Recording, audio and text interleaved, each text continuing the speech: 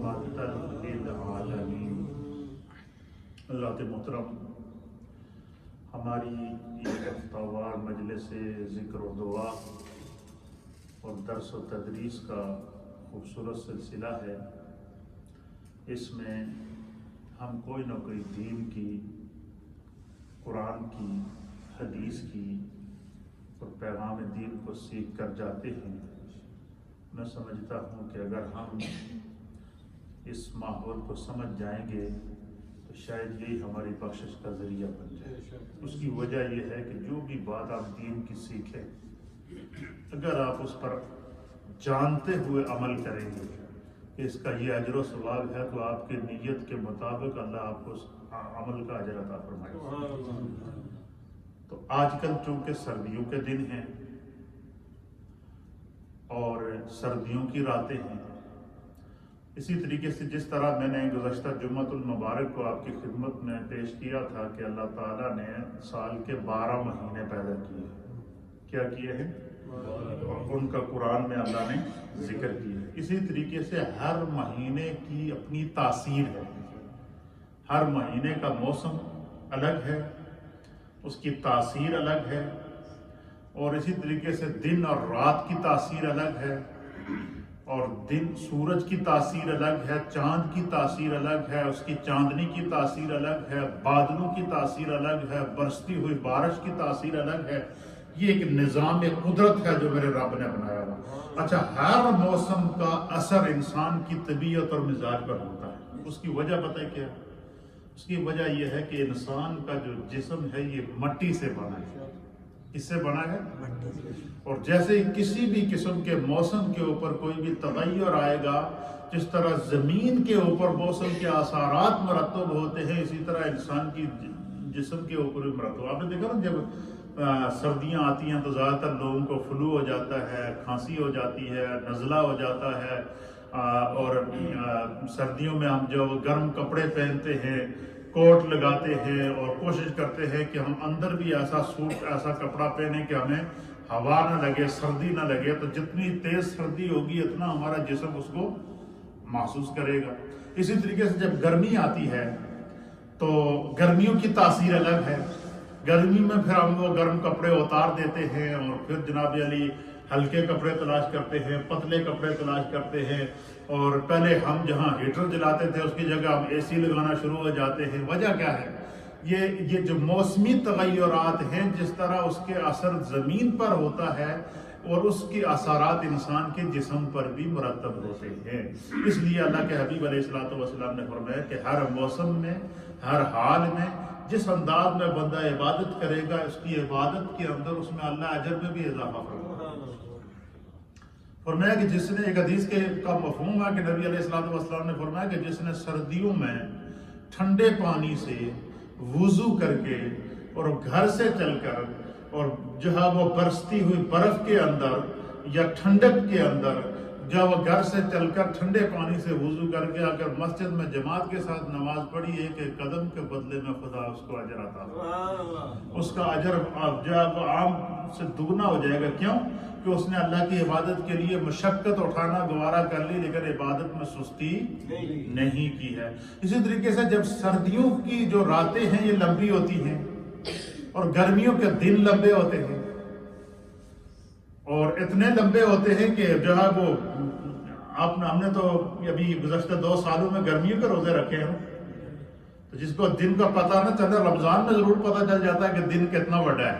یہ گل ہے یا نہیں ہے؟ اسی طریقے سے سردیوں کی، یہ دسمبر کی، جنوری کی، اور نومبر، دسمبر، جنوری اور فروری، یہ جو مہینے ہیں، ان مہینوں کے اندر جو راتیں کیا ہوتی ہیں؟ لمبی ہوتی ہیں۔ تو اللہ کے حبیب علیہ الصلوۃ والسلام نے صحابہ اکرام کی باقاعدہ تربیت کی تھی کہ جب دن لمبا ہو تو اس میں کثرت سے خدا کا ذکر کرو۔ جب تم فارغ ہو جاؤ اپنے کام کاج سے، معمولات سے، تو کوشش کرو کہ لمبے دن کو ضائع کرنے کے بجائے اسے اللہ کی عبادت میں گزارو۔ اسی طریقے سے فرمایا جب رات لمبی ہو تو کیا کرو، جو ہے وہ اس کے اندر جو ہے وہ نبی علیہ الصلوۃ والسلام نے باقاعدہ ایک روایت کے مطابق یہ تاکید فرمائی ہے کہ اگر تم گرمیوں میں اگر تہجد نہیں پڑھ سکتے ہو تو کوشش کرو کہ سردیوں کی لمبی راتوں میں تہجد پڑھنے کی عادت بنا دو۔ اور رات کو ویسے بھی جتنی لمبی راتیں ہوتی ہیں کہ بندہ سو کر تھک جاتا ہے، ایسا ہے یا نہیں ہے؟ تو فرمایا کہ جب تمہاری آنکھ کھلے تو اٹھ کر کم از کم اتنا کر لو کہ 2 رکعت نماز تہجد ادا کر لیں، اس کی بڑی فضیلت ہے، اس کے اوپر بھی میں آگے حدیث پیش کروں گا۔ لیکن سب سے پہلے قرآن پاک کی 19واں پارہ ہے اور سورت کا نام ہے سورہ الفرقان۔ کیا نام ہے؟ اور یہ سورہ نمبر ہے 25 نمبر سورت ہے، اور اس کی آیت نمبر میں نے تلاوت کی ہے 62، 63 اور 64، 3 آیات میں نے تلاوت کی ہے۔ اس کا ترجمہ سماعت کریں۔ اللہ فرماتا تبارک الذی جعل فی السماء بروجا وجعل فیہا سراجا وقمرا منیرا۔ برکت والا ہے وہ، تبارک الذی، برکت والا ہے وہ تمہارا رب۔ اللہ تعالیٰ نے یہاں پر اپنی ذات کا ایک تعارف یہ بھی کرایا کہ تمہارا جو رب ہے جس نے تمہیں پیدا کیا ہے وہ سراپائے برکت ہے۔ کیا ہے؟ ہم اللہ تعالیٰ کی بارگاہ میں اکثر کیا دعا کرتے ہیں کہ یا اللہ ہمارے گھروں پر، ہمارے جسموں کے اوپر، ہمارے ماحول کے اوپر اپنی برکتوں کا نزول فرمائیے۔ ہم دعا کرتے ہیں یا نہیں کرتے؟ تو تبارک الذی، اللہ فرماتا ہے کہ اللہ وہ ہے جو سراپائے برکت ہے۔ جعل فی السماء، برکت والا ہے وہ، جعل فی السماء بروجا، جس نے آسمانوں میں برج بنائے۔ کیا بنائے ہیں؟ یہ برج کیا ہے؟ یہ قرآنک سائنس ہے۔ آج کا سائنسدان ابھی تک برج تک نہیں پہنچ سکا۔ نام اس نے سنے ہیں، سب کچھ سنے، وہ بھی قرآن سے اٹھائے۔ تو برج کیا ہے؟ برج یہ اللہ تعالیٰ نے، یہ جیسے 7 آسمان ہیں۔ کیا ہیں؟ 7 آسمانوں کے اوپر اللہ تعالیٰ نے جو برج بنائے ہیں، ان برجوں کی تعداد ہے 12۔ کتنے برج ہیں؟ 7 زمینیں ہیں، 7 آسمان ہیں، اسی طرح 7 برج ہیں۔ کیا ہیں؟ 7 برج، 7 سیارے۔ کتنے؟ 12 سیارے ہیں، 12 برج ہیں، اور ان 12 برجوں کو، 12 سیاروں کو جو ہے وہ 7 کواکب، 7 سیاروں کی منزلوں میں اللہ تعالیٰ نے ان کو فٹ کر کے رکھا ہے۔ جس طرح کہ قرآن کریم فرقان مجید کی سورہ یاسین میں ہم پڑھتے ہیں وَالْقَمَرَ قَدَّرْنَاهُ مَنَازِلَ حَتَّى عَادَ كَالْأُرْجُونِ الْقَدِيمِ، کہ اللہ تعالیٰ نے چاند کی منزلیں مقرر کی۔ کیا ہی؟ اور چاند کی کتنی منزلیں ہیں؟ 28۔ ہر روز ایک منزل طے کرتا ہے۔ اسی طریقے سے اللہ تعالیٰ نے سورج کی منزلیں مقرر کی۔ یہ نظام قدرت ہے جو چل رہا ہے۔ اچھا، چاند بھی اطاعت الہی میں ہے، سورج بھی حکم الہی کا پابند ہے، اور دن بھی حکم الہی کا پابند ہے، رات بھی حکم الہی کی پابند ہے۔ یہ نظام قدرت، یہ اپنی ڈیوٹی ادا کر رہی ہے۔ اچھا، یہ اور ان تمام چیزوں کا فائدہ، سورج کا فائدہ کس کو پہنچ رہا ہے؟ انسان کو۔ چاند کا فائدہ کس کو پہنچ رہا ہے؟ انسان کو۔ موسموں کا فائدہ کس کو پہنچ رہا ہے؟ انسان کو۔ تغیرات کا فائدہ کس کو پہنچ رہا ہے؟ انسان کو۔ زمین کے اندر نکلنے والی فصلوں کا فائدہ کس کو پہنچ رہا ہے؟ انسان کو۔ تو یہ ساری اللہ تعالیٰ نے نعمتیں پیدا کی ہیں انسان کے لیے۔ کیوں؟ کہ انسان کو اللہ تعالیٰ نے اشرف المخلوقات بنایا۔ اس زمین کو انسان کے لیے اللہ نے بنایا، اور کیا فرمایا کہ جتنی میں نے مخلوقات پیدا کی ہے لَقَدْ خَلَقْنَا الْإِنسَانَ فِي أَحْسَنِ تَقْوِيمٍ، کہ تحقیق تمہارے رب وہ ہے کہ جس نے انسان کو کیا کیا؟ بہت حسین ترین صورت میں، تمام مخلوقات میں سے بہتر مخلوق کے اندر پیدا فرمایا۔ تو یہاں اللہ تعالیٰ فرماتا ہے کہ برکت والا ہے وہ جعل فی السماء بروجا، کہ جس نے آسمانوں میں برج بنائے، وجعل فیہا سراجا وقمرا منیرا، اور ان میں سورج کو چراغ اور چاند کو روشن بنائے ان برجوں کے اندر۔ اور وہ برج کون سے ہیں؟ 12 برج ہیں۔ اس کو مفسرین حضرت عبداللہ ابن عباس رضی اللہ تعالیٰ عنہ، نبی پاک کی بارگاہ کے مفسر ہیں۔ انہوں نے قرآن بھی مصطفیٰ سے پڑھا، اور تفسیر قرآن بھی مصطفیٰ سے پڑھا۔ اور حضرت عبداللہ ابن عباس کی ایک تفسیر قرآن ہے جس کا نام ہے تفسیر ابن عباس۔ کیا نام ہے؟ تفسیر ابن عباس ہے۔ اور انہوں نے اکثر آیات کی جو تفسیر کی ہے، ان آیات میں کی تفسیر بالحدیث بھی کیا اور تفسیر بالتفسیر بھی کیا ہے، یعنی قرآن کی ایک آیت سے دوسری آیت کا مفہوم پیش کیا ہے، اور قرآن کی ایک آیت کے معنی اور مفہوم کے مطابق نبی پاک کی حدیث لے کر آئے۔ تو یہ جو آیت ہے تبارک الذی جعل فی السماء بروجا، کہ برکت والا ہے وہ ہے جس نے آسمانوں میں برج پیدا کیے، برج بنائے۔ تو حضرت عبداللہ ابن عباس کہتے ہیں کہ رضی اللہ تعالیٰ عنہ بیان کرتے ہیں کہ اس سے مراد 12 برج ہیں، اور جو 7 کواکب سیاروں کی منازل، اس کی 7 منزلوں میں اللہ تعالیٰ نے ان 12 برجوں کو تقسیم کیا ہے۔ جب ایک برج سے دوسرے برج کے اندر سیارہ جاتا ہے تو موسم تبدیل ہو جاتا ہے، اس کی تاثیر بدل جاتی ہے، اس کے اثرات زمین پر مرتب ہوتے ہیں۔ یہ قدرت، نظام قدرت ہے۔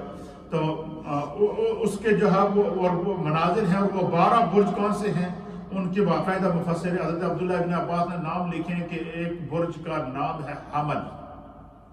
حمل کہتے ہیں بھیڑ کا بچہ۔ کیا ہوتا ہے؟ یعنی اس سیارے کی جو شکل ہے وہ اس طرح جیسے بھیڑ کا بچہ ہوتا ہے۔ وہ جب ایک برج سے دوسرے برج میں جاتا ہے تو موسم میں تبدیلی آ جاتی ہے، اثرات اس کے مرتب ہوتے ہیں۔ پھر ہر سیارے، کسی نہ کسی سیارے کا تعلق انسان کی اپنے تاثیر سے ہوتا ہے، اس کے اوپر اس کے اثرات مرتب ہوتے ہیں۔ پھر کہتے ہیں کہ دوسرا جو سیارہ ہے اس کو الثور کہتے ہیں، وہ بیل کی شکل میں ہوتا ہے، سا کے ساتھ ثور۔ اور تیسرا جو سیارہ ہے وہ الجوزہ کے نام سے ہے، یہ بکری کی شکل میں ہوتا ہے جس کے وسط میں سفیدی ہوتی ہے۔ اور پھر فرماتے ہیں کہ 5واں سیارہ جو ہے یہ سرطان ہے، کیکڑا، سرطان کیکڑے کی شکل میں۔ الاسد ہے، شیر کی شکل میں ہوتا ہے یہ۔ السنبلہ ہے، گندم کے خوشے کی شکل میں ہوتا ہے۔ المیزان ہے، یہ ترازو کی شکل میں ہوتا ہے۔ العقرب ہے، یہ بچھو کی شکل میں ہوتا ہے۔ المیزان ہے، یہ ترازو کی شکل میں ہوتا ہے۔ القوس ہے، یہ کمان کی شکل میں ہوتا ہے۔ الجدی ہے، یہ بکری کے بچے کی شکل میں ہوتا ہے۔ الدلب ہے، یہ ڈھول کی شکل میں ہوتا ہے۔ اور کہتے ہیں کہ یہ سرطان ہے، قمر کی منزل ہے۔ الاسد ہے، شمس کی منزل ہے، چاند سورج کی منزل ہے۔ القوس ہے، الحوت ہے، یہ مچھلی کی شکل میں ہوتا ہے۔ تو یہ 12 جو سیارے ہیں ان کے اثرات زمین کے اوپر مرتب ہوتے ہیں، اسی سے پھر موسموں کے اندر کیا آتی ہے؟ تغیرات آتے ہیں، تبدیلیاں آتی ہیں۔ یہاں اللہ تعالیٰ نے اپنی قدرت کے کرشمے بنائے ہیں کہ اس نے کہیں بتایا کہ آسمانوں کو بغیر ستون کے کھڑا کیا ہے، زمین کو اس نے بچھونا بنایا ہے، پھر 7 آسمان پیدا کیے ہیں، 7 زمینیں پیدا کیے ہیں، ان کے اوپر 12 برج پیدا کیے ہیں، تو یہ پھر سیارے پیدا کیے ہیں، تو پھر چاند اور سورج پیدا کیا ہے۔ تو اللہ تعالیٰ اپنی قدرت کی نشانیاں دکھاتا ہے کہ انسان تیرا رب تو اتنا بڑا نظام کائنات چلا رہا ہے، اور ان تمام چیزوں پر اللہ نے انسان کو دسترس دی ہے۔ فرمایا کہ انسان کو طاقت بھی دی ہے، دسترس بھی دی ہے، ان کی ریسرچ کے اوپر پہنچنے کا ذریعہ اور سوچ اور علم بھی دیا ہے۔ اس کے باوجود اگر بندہ خدا کی عبادت نہ کرے، نافرمانی کرے، شرک کرے اور چاند اور سورج کی پوجا کرے، تو فرمایا کتنی بڑی بدقسمتی ہے۔ تو یہ پھر آگے فرمایا کہ هو الذی جعل اللیل والنہار، جس طرح اس نے 7 آسمان پیدا کیے، 12 برج پیدا کیے، 7 زمینیں پیدا کی، اسی طریقے سے هو الذی، وہ ذات ہے، جعل اللیل، جس نے رات بنائی ہے، والنہار، اور دن بنایا، خلفتن، جو ایک دوسرے کے پیچھے آتے ہیں۔ رات جاتی ہے تو دن آ جاتا ہے، دن جاتا ہے تو رات آ جاتی ہے، جو ایک دوسرے کے پیچھے لگے ہوئے ہیں۔ لیکن کبھی آپ نے نہیں دیکھا کہ رات اور دن کا آپس میں ملاوٹ ہو گئی۔ لیکن یہ کیا ہوتا ہے؟ یہ فرمایا کہ یہ خدا کی قدرت ہے، اس کے اوپر غور کیا کرو۔ تو فرمایا کہ لمن اراد ان یذکر او اراد الشکورا، فرمایا کہ جو اس کے لیے جو نصیحت حاصل کرنے والے اور شکر کرنے کا ارادہ رکھنے والے ہیں، ان کے لیے اس میں اللہ نے بڑی عبرت رکھی، بڑی نصیحتیں رکھی ہیں۔ پھر فرمایا کہ وَعِبَادُ الرَّحْمَنِ الَّذِينَ يَمْشُونَ عَلَى الْأَرْضِ حَوْنًا، اللہ کے جڑے خاص بندے ہوتے ہیں نا، تو وہ جب راتیں ہوتی ہیں، لمبی راتیں ہوتی ہیں، تو وہ قیام کرتے ہیں، سجدے کرتے ہیں، سجدہ سجدے کرتے ہیں، وقیامہ، اور قیام کرتے ہیں۔ پوری ان کی راتیں جو ہے سجدوں اور قیاموں میں گزر جاتی ہیں۔ وعباد الرحمن الذین یمشون علی الارض ہونا، کہ اللہ اور رحمان کے بندے وہ ہیں کہ جو زمین پر عاجزی اختیار کرتے ہیں، آہستہ آہستہ چلتے ہیں۔ وہ اللہ کی قدرتوں کو سمجھنے کے بعد ان کے اندر اتنی عاجزی آ جاتی ہے کہ وہ زمین پر دبے پاؤں چلتے ہیں، آہستہ آہستہ چلتے ہیں۔ وَإِذَا خَاطَبَهُمُ الْجَاهِلُونَ قَالُوا سَلَامًا، اور جب جاہل لوگ ان سے باس مباحثے میں الجھ جاتے ہیں تو ان سے بعض مباحثہ کرنے کے بجائے کہ قالوا سلاما، ان سے سلام کیا کر کے اپنی جان چھڑا دیتے ہیں۔ پھر فرمایا کہ وَالَّذِينَ يَبِيتُونَ لِرَبِّهِمْ سُجَّدًا وَقِيَامًا، یہ آج کا ہمارا ٹاپک ہے کہ گرمیوں کی سردیوں کی راتوں میں ہمیں کیا کرنا چاہیے اور گرمیوں کے دنوں میں ہمیں کیا کرنا چاہیے۔ یہ ہمیں اس کے اوپر آج ہم نے جو ہے وہ اس پچھلی آیتیں میں نے اس لیے پڑھی کہ اللہ تعالیٰ نے دیکھیں زمینوں آسمانوں، اس کے اوپر برجوں، چاند کی روشنی کو، دن کو، رات کے اندھیرے کو ایک ایک مثال دے کے اللہ تعالیٰ انسان کو سمجھا رہا ہے کہ تیرے رب نے کیا کیا تیرے لیے بنایا ہے، لیکن تو اتنا غافل ہے کہ اذان کی آواز تمہارے کان میں پڑے اور تمہیں پرواہ نہیں، نماز کے لیے تمہیں بلایا جائے تو تم بوجھ سمجھو، گناہوں میں زندگی گزارنے کو جو ہے وہ اپنے لیے جو ہے وہ اپنے آپ کو اس میں بزی رکھو۔ تو فرمایا کہ اللہ تعالیٰ سے کا خوف ہر لمحہ انسان کے اندر ہونا چاہیے۔ فرمایا وَالَّذِينَ يَبِيتُونَ لِرَبِّهِمْ سُجَّدًا وَقِيَامًا، فرمایا وہ لوگ جو اپنے رب کے حضور سجدہ اور قیام میں رات گزار دیتے ہیں۔ اللہ اکبر، سبحان اللہ وبحمدہ، سبحان اللہ العظیم۔ آگے پھر اللہ تعالیٰ نے دویہ جو ہے ان ایسے لوگوں کا مقام بیان فرمایا ہے کہ کیا کہ وَالَّذِينَ يَقُولُونَ رَبَّنَا اصْرِفْ عَنَّا عَذَابَ جَهَنَّمَ، فرمایا کہ وہ لوگ جو کہتے ہیں کہ ہمارے رب ہم سے دوزخ کے عذاب کو پھیر دے، إِنَّ عَذَابَهَا كَانَ غَرَامًا، بے شک دوزخ کا عذاب چمٹنے والا ہے، تو إِنَّهَا سَاءَتْ مُسْتَقَرًّا وَمَقَامًا، بے شک وہ ٹھہرنے اور رہنے کی بہت بری جگہ ہے۔ اللہ تعالیٰ نے پھر آگے جہنم کا عذاب اور اس کی بیان کر دیا، پھر اس کے بعد آگے جنت کی جو ہے وہ خوشخبری بھی دے دی تھی۔ یہ ساری چیزیں کھول کر قرآن نے بیان کر دی ہے، اس کے باوجود اگر انسان نہ سمجھے تو وہ پھر کیا ہوتا ہے، غافل ہو جاتا ہے۔ تو آج ہم نے کیا سیکھنا ہے کہ آج کل جو ہمیں جس موسم سے ہم گزر رہے ہیں یہ ہے سردیوں کا موسم ہے اور راتیں لمبی ہیں۔ کتنی راتیں ہیں؟ عشاء کا ٹائم جو شروع ہوتا ہے وہ تقریباً 6 بجے شروع ہو جاتا ہے۔ کتنے بجے؟ اور مغرب پہ ہوتی ہے ہمارے پاس 4 بج کے، بلکہ رات کا آغاز ہمارے پاس ہے 4:10 پر ہو جاتا ہے۔ کتنا؟ 4:10 پر رات شروع ہوتی ہے اور صبح فجر کی نماز ہم پڑھتے ہیں 7:15 بجے۔ کتنے بجے؟ 7:15 بجے ہم اگر پڑھتے ہیں تو یہ کم از کم بھی 15 سے 16 گھنٹے بنتے ہیں۔ کتنے؟ 15 سے 16 گھنٹے۔ اور سائنس میڈیکل یہ کہہ رہی ہے کہ 6 گھنٹے میں بندے دی نیند پوری ہو جاتی ہے۔ 6 گھنٹے کے بعد جتنا سونا ہے وہ فالتو ہے، وہ اپنے جسم نو کائلی اور سستی دے وچ پان واسطے سوندا ہے بندہ، لیکن جو دماغ کو جو انسانی جسم کے اندر سسٹم ہے اس سسٹم کو ایکٹیو رکھنے کے لیے 6 گھنٹے کی کم از کم نیند ہونی چاہیے۔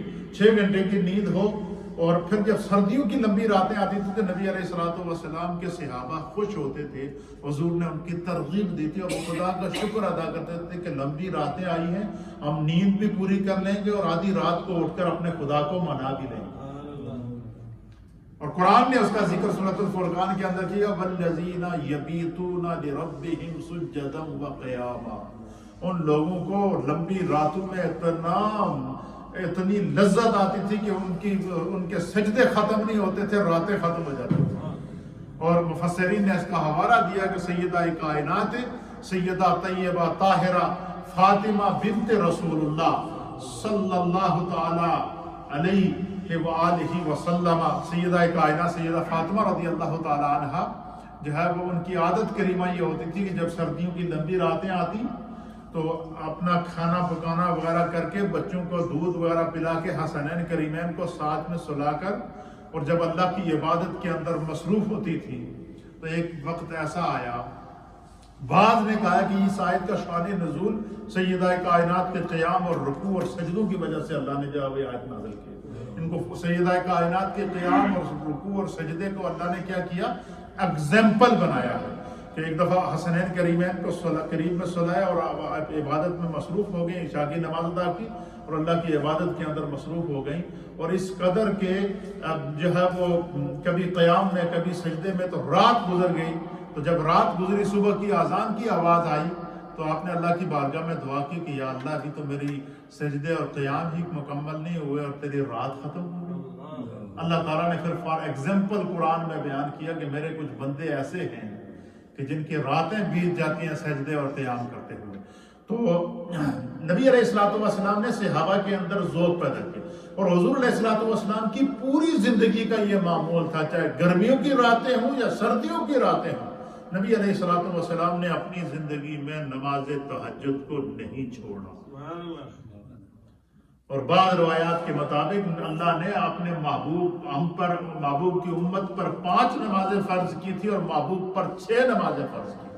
اور حضور علیہ الصلوۃ والسلام نے نماز تہجد کی جو کیفیت بیان فرمائی ہے، حضور علیہ السلام نے فرمایا کہ مجھے اگر اپنی امت کا ڈر نہ ہوگا کہ میری امت گناہگار ہوگی اور ان سے شاید یہ فریضہ ادا نہ ہو سکے، تو اللہ تعالیٰ سے میں دعا کرتا کہ میری امت پر تہجد کو بھی فرض کر دے. کیوں؟ فرمایا کہ تہجد کے لیے جو بندہ رات کو اٹھتا ہے، ہر رات کو اسے قرب الہی نصیب ہوتا ہے، ہر رات کو اللہ کی رحمت اسے گھیر لیتی ہے، ہر رات کو جو دعا مانگتا ہے خدا قبول کرتا ہے. تو نبی علیہ الصلوۃ والسلام نے باقاعدہ صحابہ اکرام جب سردیوں کی راتیں آتی تو خوش ہوتے، ایک دوسرے کو مبارک باتیں دیتے. کیوں؟ کیا کہتے کہ ہم کیا کریں گے؟ رات عشاء کی نماز جماعت سے پڑھیں گے، آرام بھی کریں گے، سو کر اٹھ کر نماز تہجد بھی ادا کریں گے، اور پھر فجر کی نماز بھی جماعت سے ادا کریں گے. یہ ان کا معمول ہوتا تھا کہ ان راتوں میں ہم کیا کر سکتے ہیں؟ ساری عبادت. ممکن ہے کہ گرمیوں کی راتوں میں بندے کو اتنا ٹائم نہیں ملتا، کلوز ہوتا ہے ٹائم، لیکن اگر سردیوں میں خدا نے موقع دیا تو اس موقع کو ہمیں سستی کر کے ضائع نہیں کریں. تمام مرد اور خواتین اس موقع کو غنیمت جناب. حدیث سماعت فرمائیں، روایت سماعت فرمائیں. اس کو حضرت عبداللہ بن مسعود رضی اللہ تعالیٰ عنہ مرفوعاً روایت کرتے ہیں سبھی. آپ فرماتے ہیں کہ سردی کو خوش آمدید کہتے تھے. ہم جب سردیوں کا موسم آتا تو ہم خوش ہوتے اور سردی کو مرحبا کہتے تھے، سردی کو خوش آمدید کہتے تھے. کیوں؟ فرمایا اس موسم میں خدا کی برکتیں نازل ہوتی ہیں. موسم سرما میں کیا ہوتا ہے؟ خدا کی برکتیں نازل ہوتی ہیں. اور وہ اس طرح کہ فرمایا کہ اس میں تہجد کے لیے رات لمبی جبکہ روزہ رکھنے کے لیے دن چھوٹا ہوتا ہے. یہ خدا کی کیا ہوتی ہے؟ برکت ہوتی ہے. تو جو لوگ نفلی روزے رکھنے کے عادی ہوں تو ان دنوں میں روزہ رکھنے کا بڑا بہترین موقع ہے کہ دن چھوٹا ہوتا ہے اور راتیں لمبی ہوتی ہیں. تو رات کو بندہ سحری کے لیے آخری پہر میں اٹھ جائے، تہجد بھی پڑھ لے اور سحری بھی کر لے، اور اگر وہ روزہ رکھنا چاہے تو روزہ بھی رکھ سکتا ہے. تو حضرت عبداللہ بن مسعود فرماتے ہیں کہ نبی علیہ الصلوۃ والسلام نے فرمایا کہ جو ہے وہ تہجد کے لیے جو ہے وہ راتیں کہ سردی کو آپ فرماتے ہیں کہ سردی کے موسم کو کیا کرو. حضرت عبداللہ بن مسعود فرماتے ہیں کہ سردی کو خوش آمدید کہتے تھے. ہم سردی کا موسم آتا تو ہم خوش ہوتے تھے، اور جو ہے وہ کیونکہ اس میں اللہ تعالیٰ کی برکتیں نازل ہوتی ہیں. پھر اسی طریقے سے نماز تہجد کی بڑی فضیلت بیان. حضرت مولا کائنات تاجدار حق عطا مولا مشکل کشا حضرت سیدنا علی المرتضی کرم اللہ وجہہ الکریم رضی اللہ تعالیٰ عنہ، آپ بیان فرماتے ہیں کہ نبی اکرم صلی اللہ تعالیٰ علیہ وآلہ وسلم نے فرمایا کہ جنت میں ایسے شفاف کمرے ہیں کہ جن کے اندر اور باہر سے سب کچھ نظر آتا ہے. جیسے کوئی شیشے کا محل ہو تو اس میں بندہ کھڑا ہو. آپ دیکھیں نا جب ہم عمرے کے لیے جاتے ہیں یا حج کے لیے جاتے ہیں تو ہماری کوشش ہوتی ہے کہ کوئی ایسا ہوٹل ملے کہ جس کی کھڑکیوں سے گنبد خضرا یا خانہ کعبہ نظر آئے. ایسا کرتے ہیں یا نہیں کرتے کہ وہ شیشہ لگا ہوتا ہے ہوٹل کے کمرے کا اور وہاں سے سامنے طواف ہوتا ہوا نظر آتا ہے، گنبد خضرا نظر آتا ہے. تو کئی لوگ جو ہے وہ ایسے کمرے پہلے سے بک کرا لیتے ہیں اور وہ پھر پورا دن بیٹھ کے کیا کرتے ہیں؟ نظروں سے روزہ مصطفیٰ کی اور حرمین طیبین کی زیارت کرتے ہیں. تو حضرت مولا کائنات فرماتے ہیں کہ نبی علیہ الصلوۃ والسلام نے فرمایا کہ جنت میں ایسے شفاف کمرے اللہ تعالیٰ نے بنائے ہیں اہل ایمان کے لیے جن کے اندر اور باہر سے سب کچھ نظر آتا ہے. باہر کی طرف سے اندر سب کچھ نظر آتا ہے اور اندر کی طرف سے باہر سب کچھ نظر آتا ہے. یہ نبی علیہ الصلوۃ والسلام جو ہے وہ جنت کا محل وقوع اور جنت کی کا خوبصورت نظارہ بیان فرما رہے تھے. تو ایک دیہاتی شخص جو تازہ ایمان لایا تھا وہ کھڑے ہو گئے. انہوں نے عرض کیا کہ یا رسول اللہ یہ اتنے شفاف کمرے کن لوگوں کے لیے ہوں گے؟ آپ کی امت میں سے کون خوش قسمت لوگ ہیں جنہیں جنت کے وہ خوبصورت کمرے ملیں گے کہ جن سے اندر اور باہر کا نظارہ نظر آئے گا؟ تو نبی علیہ الصلوۃ والسلام نے فرمایا کہ یہ اللہ تعالیٰ نے ان لوگوں کے لیے یہ کمرے تیار فرمائے ہیں جو نرم انداز میں گفتگو کرتے ہیں، غریبوں کو کھانا کھلاتے ہیں، اکثر روزہ رکھتے ہیں اور راتوں کو اٹھ کر نماز تہجد ادا کرتے ہیں. سبحان اللہ، سب کہیں سبحان اللہ.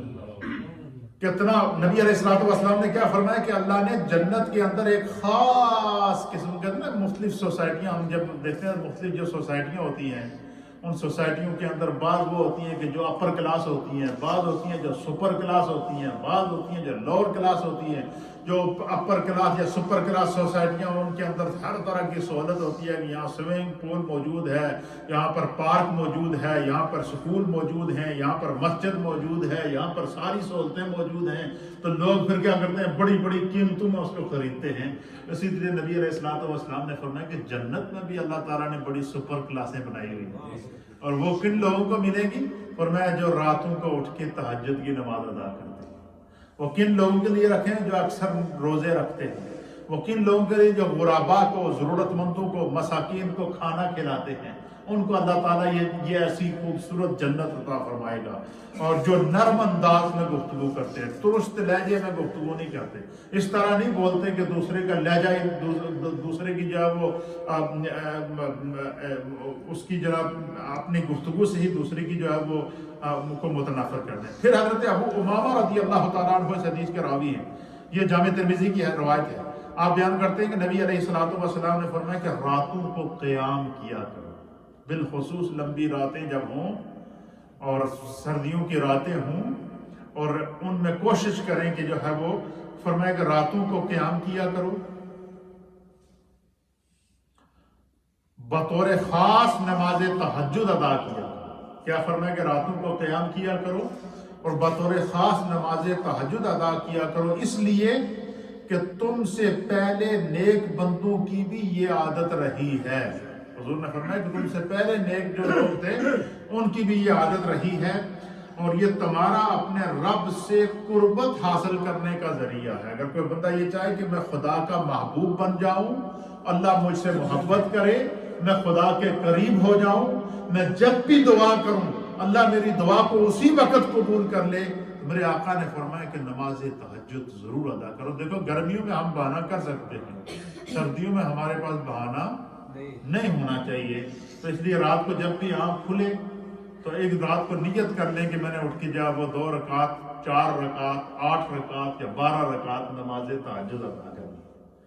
تو یہ اللہ تعالیٰ کے قرب کا ذریعہ ہے. یہ عمل نبی پاک نے فرمایا کہ اللہ تعالیٰ کے قرب کا ذریعہ ہے. یہ عمل تمہاری برائیوں کو مٹانے والا ہے اور تمہیں گناہوں سے بچانے والا ہے. فرمایا کہ اگر بندہ یہ چاہے کہ اللہ تعالیٰ اس کے گناہ کو مٹا دے، اور بندہ یہ چاہے کہ وہ گناہ کے راستے سے بچ جائے، نیکی کے راستے پر قائم رہے اور اس کی نیکی ہمیشہ سلامت رہے، تو حضور علیہ السلام نے فرمایا کہ جب بندہ یہ بندے کا اختیار نہیں ہوتا جب سویا ہوا ہو تو آنکھ کھلے گی یا نہیں کھلے گی، لیکن یہ اختیار ضرور ہے کہ جب بھی آپ کی آنکھ کھلے تو نیت کر لیں یار کھل گئی تو اٹھ کے کیوں نہ اپنے رب کا قریب قرب حاصل کر لیں. دیکھیں ہم نمازی ہیں، ہم اللہ کے گھر میں بیٹھے ہوئے ہیں، ہمیں اپنی عادتوں کو بدلنا ہے. کیا کرنا ہے؟ ہم نے اپنے اندر ذوق عبادت پیدا کرنا ہے. آپ خود بھی اٹھیں، اپنے گھر والوں کو بھی اٹھائیں، بچوں کو بھی اٹھائیں، اور اگر یہ عادت ہمارے گھروں کے اندر آئے گی آپ دیکھیے گا گھر کے اندر کیا برکت ہوگی. تیسری حدیث، نبی علیہ الصلوۃ والسلام نے فرمایا کہ اللہ تعالیٰ رات کے آخری حصے میں اپنے بندے سے بہت زیادہ قریب ہوتا ہے. کیا ہوتا ہے؟ بہت زیادہ قریب ہوتا ہے. بس اگر ہو سکے تو تم ان بندوں میں سے ہو جاؤ اس مبارک وقت میں اللہ کو یاد کرتے، جو اس مبارک وقت میں اللہ کو یاد کرتے ہیں، کیونکہ نماز تہجد دراصل قبولیت دعا کا وقت ہے. ہم سے اکثر لوگ کہتے ہیں دعا کریں، اور اکثر لوگ کہتے ہیں کہ دعا کی قبولیت کا کون سا وقت ہے؟ یہ وہ وقت ہے جس کی نشاندہی میرے مصطفیٰ نے اپنی زبان عطا سے کی. حضور نے فرمایا کہ نماز کی جو بندہ یہ چاہے کہ اس کی دعا قبول ہو، جو وہ اللہ سے دعا مانگتا ہے وہ قبول ہو، فرمایا یہ عمل کرے کہ وہ رات کو تہجد پڑھ کے خالصتاً اللہ کی بارگاہ میں دعا کے لیے ہاتھ اٹھائے. فرمایا یہ وقت دعا کی قبولیت کا وقت بھی ہے، اللہ کے قرب کا ذریعہ بھی ہے، اور خداوند قدوس گناہوں سے بھی بچاتا ہے، بری صحبت سے بھی بچاتا ہے. پھر آگے فرمایا کہ یہ دعاؤں کی قبولیت کا وقت ہے. اس لیے پھر سرکار نے فرمایا کہ اس لیے اس وقت میں جو بھی مانگا جائے وہ دنیا اور آخرت میں ضرور ملے گا. جو بھی تم تہجد ادا کرنے کے بعد اپنے رب سے مانگو گے وہ تمہیں ضرور عطا فرمائے گا. فرمایا کہ نماز تہجد قرآن اور حدیث کی روح سے نفلی عبادت ہے، اور دیگر نفلی عبادات میں جتنی دیگر نفلی عبادات ہیں، نبی علیہ السلام نے فرمایا کہ دیگر نفلی عبادات میں فرائض کے بعد جو سب سے زیادہ عبادت، سب سے افضل عبادت اور سب سے بہترین عبادت جو خدا کو سب سے زیادہ پسند ہے، فرمایا کہ وہ تہجد کی نماز ہے. فرائض کے بعد سب سے محبوب عبادت اللہ کو کون سی ہے؟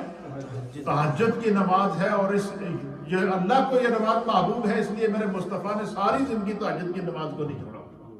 پوری زندگی نماز تہجد کی آپ نے کیا کی؟ پابندی کی.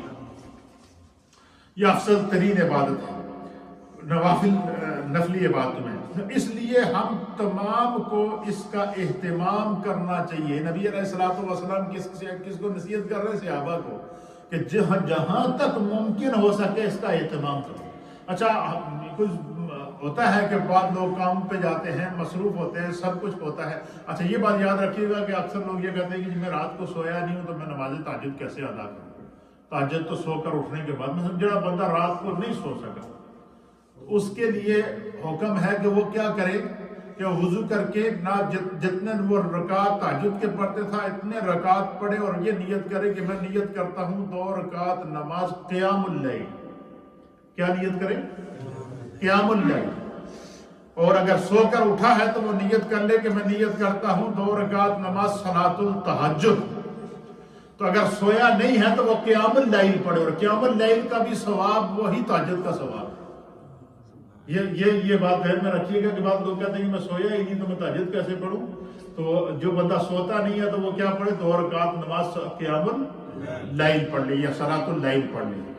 تو فرمایا کہ اللہ سے دعا ہے کہ اللہ ہمیں اس عمل کو کرنے کی توفیق عطا فرمائے. یہ دعا کون دے رہا ہے؟ میرے مصطفیٰ دے رہے ہیں اپنے امتیوں کو.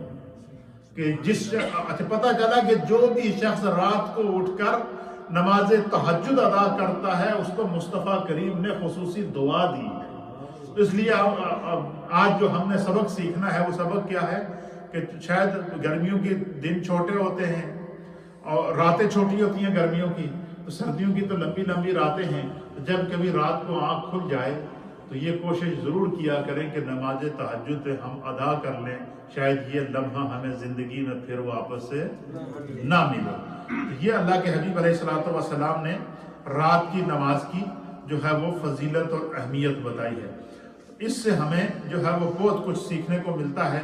اللہ تعالی ہمیں دین کو سمجھنے کی توفیق عطا فرمائے. پھر اللہ کے حبیب علیہ السلام نے اللہ کے شکر کے مختلف طریقے بتائے. میں نے آپ کی خدمت میں کچھ درس پہلے بیان کیا تھا کہ نبی علیہ السلام نے فرمایا کہ انسان کے جسم کے اندر 360 جوائنٹ ہیں، جوڑ ہیں. جب وہ ایک سجدہ کرتا ہے تو 360 اس کے جسم کے اعضاء اللہ کی بارگاہ میں سجدے کو جھک جاتے ہیں. اسی طریقے سے بعض علماء محدثین اور مفسرین نے لکھا ہے کہ انسان کے جسم کے اندر جو رگیں ہیں، یہ رگیں کتنی ہیں، اور جب بندہ خدا کا ذکر کرتا ہے تو اس ذکر سے اس کی رگوں کے اوپر کیا اثر پہنچتا ہے، انشاءاللہ العزیز اس پر میں گفتگو آئندہ منڈے کو کروں گا اور آپ کو لطف آئے گا۔ آج میں نے صرف زمین تیار کی ہے تاکہ آپ کا ذہن بن سکے۔